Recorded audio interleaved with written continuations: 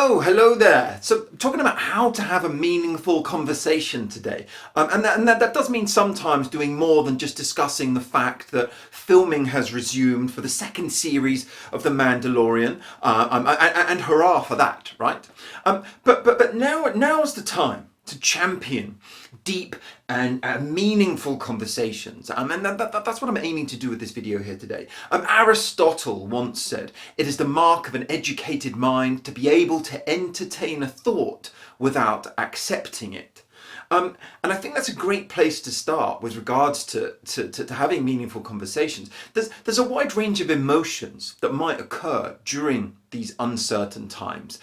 They can range from anxiety and trepidation to angst and stress, and oftentimes there's a sense of loneliness during some periods of isolation.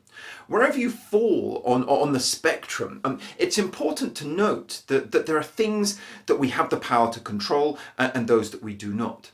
And as humans, we crave connection, especially with our loved ones. So why don't we own the fact that we can ignite more purposeful and meaningful conversations during these times? More directly, we can control some of the topics of conversation. If you show up ready and willing to set the tone by asking the type of questions that can lead to reflection and storytelling and entertainment and laughter. You've taken a big direction, or a big step in the right direction of creating connection and a more meaningful experience of life in general.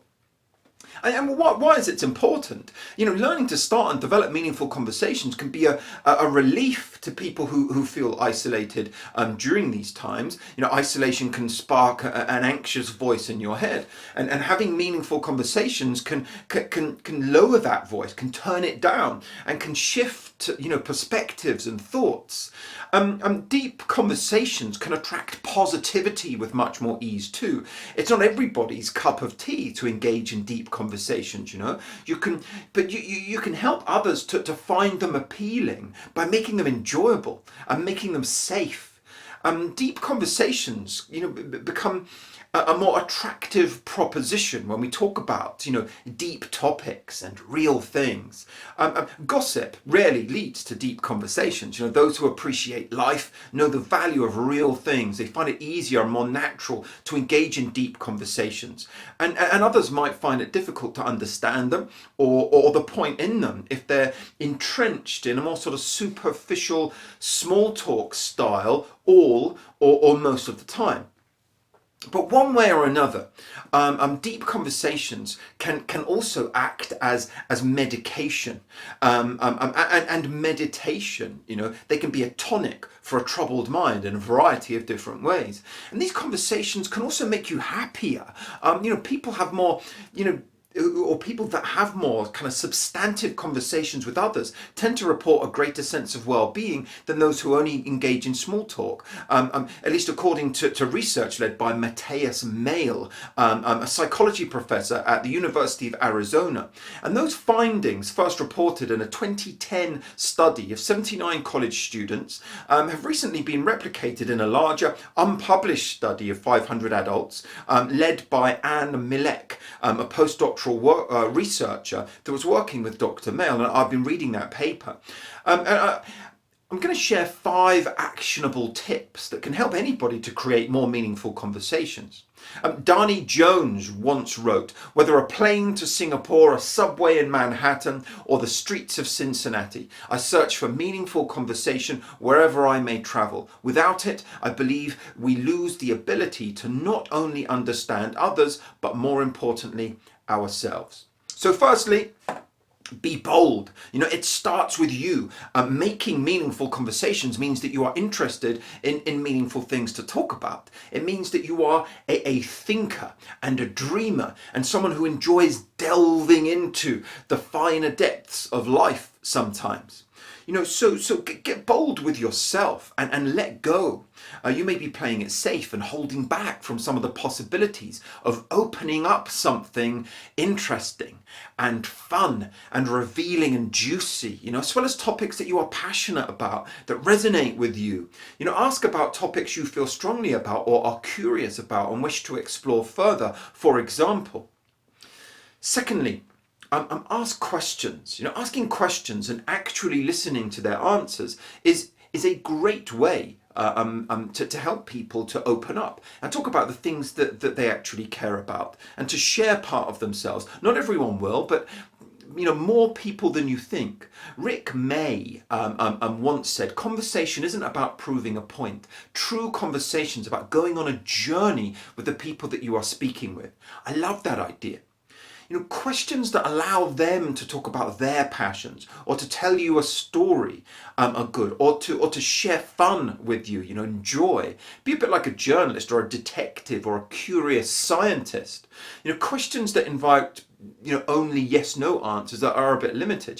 Questions that invite one word answers are not so helpful to bring about a deep conversation. But open-ended questions make people tell meaningful stories and answers, and they provide depth and a richness, and people can express themselves more, and it becomes more of an entertaining experience. So thirdly, listen, and I mean really listen. When people respond to your questions, listen. We've all heard that listening skills are vital, of course, but very few people are aware of the right way to do it. Engage in true active listening, and that is stop thinking about what you're going to say next and focus on what they're saying right now.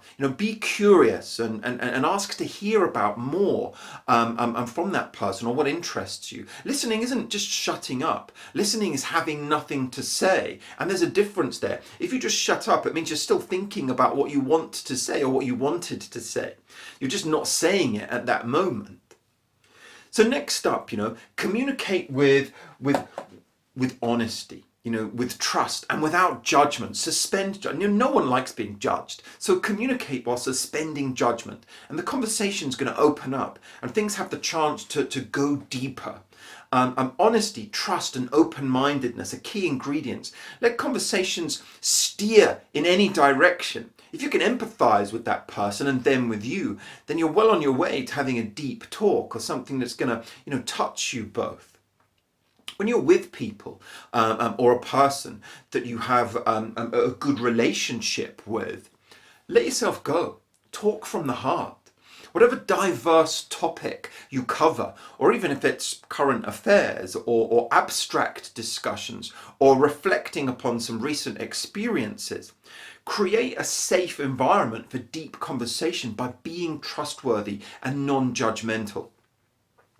And seek someone's thoughts and opinions without judging them. Keep non-judgmental validation at the forefront of your mind when in conversation, and seek someone else's thoughts and opinions and position without judging them. It doesn't mean that you have to agree with them.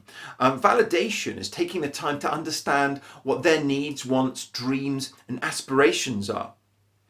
And don't plan to guide the conversation.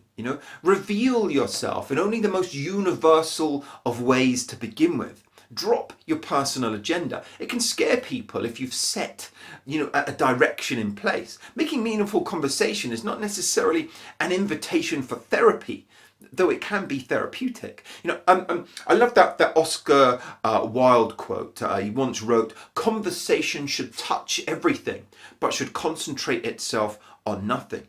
So remain positive, appropriately so, and in the moment, let something be born. All conversation, is unplanned, unsolicited. It has its own life. Be a conduit for that, and you'll begin to change from the drabness of the two-dimensional to a more deep connection through conversation without agendas. Let it go in directions. And one way to ensure that you're not directing things too much is to suspend ego.